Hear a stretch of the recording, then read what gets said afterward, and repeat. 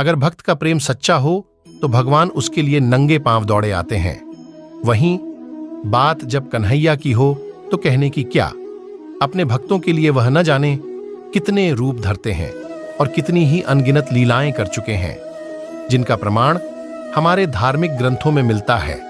ऐसी ही एक रोचक कथा है जब कन्हैया ने अपने भक्त के लिए एक अनोखा काम किया। तो आइए जानते हैं इस बारे में विस्तार से। पौराणिक कथा के अनुसार एक बार की बात है, किसी नगर में एक राजा ने एक मंदिर बनवाया जिसमें श्री कृष्ण की एक मूर्ति भी रखवाई, लेकिन उसकी कभी पूजा नहीं की।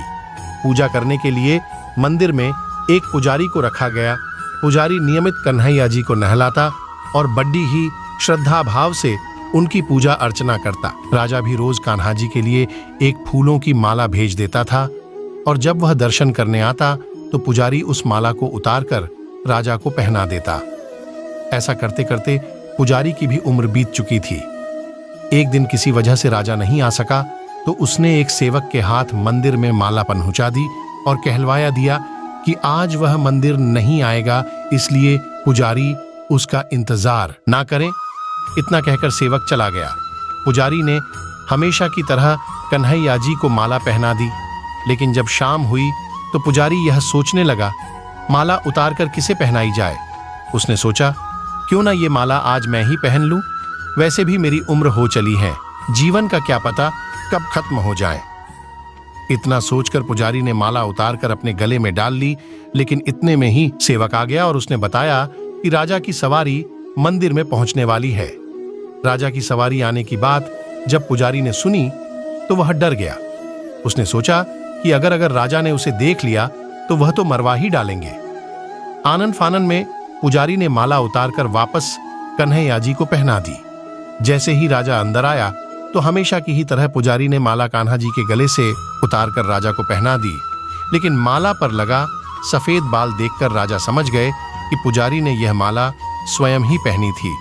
बस फिर क्या था, राजा क्रोधित हो उठे और उन्होंने गुस्से में पुजारी से पूछा कि माला पर सफेद बाल कहां से आया। तब राजा की बात सुनकर पुजारी डर गया और बोल पड्ढा, ये तो कन्हैया जी का है। अब तो राजा और भी क्रोधित हो गए कि कान्हा तो भगवान है और उनके बाल सफेद कैसे हो सकते हैं। इसीलिए राजा ने फरमान सुना डाला कि कल श्रृंगार के समय राजा खुद आएंगे और देखेंगे सच में ही कान्हा जी का सफेद बाल है या पुजारी झूठ बोल रहा है। उन्होंने कहा कि अगर पुजारी ने झूठ बोला होगा तो उसे फांसी दे दी जाएगी। राजा का फरमान सुनकर पुजारी का बुरा हाल हो गया। उसने सोचा अब क्या करें, कहां जाए, अब तो उसका मरना तय है। तब रोते रोते वह भगवान की शरण में पहुंचा और उनसे कहा कि हे केशव, मुझसे झूठ बोलने का अपराध तो हुआ है, लेकिन हो सके तो मुझे क्षमा कर दें और राजा से रक्षा करें। पुजारी ने कहा कि हे माधव, आपकी सेवा करते करते करते मैं वृद्ध हो चुका हूं, अब आप मुझे माफ कर दीजिए, ऐसी गलती दोबारा नहीं होगी। यही कहते कहते पुजारी की न जाने कब आंख लग गई और उसकी आंख तब खुली जब सुबह हो चुकी थी।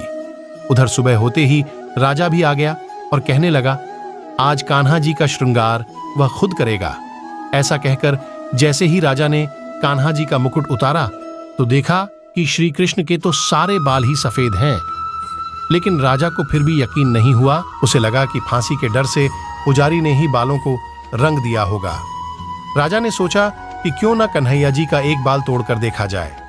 इसके बाद राजा ने कान्हा जी का एक बाल तोड़ डालिया, लेकिन जैसे ही बाल टूटा कन्हैया के सिर से खून की धारा बहने लगी। यह देखकर राजा भगवान के चरणों में गिरकर माफी मांगने लगा। तभी श्री कृष्ण की मूर्ति से आवाज आई, हे राजन, तुमने मुझे केवल मूर्ति मात्र ही समझा, इसलिए आज से मैं तुम्हारे लिए केवल मूर्ति मात्र ही रहूंगा। लेकिन पुजारी ने सच्चे मन और पूरी श्रद्धा से मेरी भक्ति की है, इसलिए उसकी अनन्य भक्ति को देखकर मुझे अपने बाल सफेद करने पड़े। कन्हैया जी ने कहा कि भक्ति में कभी भी संशय नहीं होना चाहिए और सच्चे भक्त की लाज तो मैं कभी जाने ही नहीं देता। दोस्तों, अगर ये कहानी आपको अच्छी लगे तो कमेंट में श्री कृष्णा जरूर लिखें। मिलते हैं किसी अन्य वीडियो में। राधे राधे।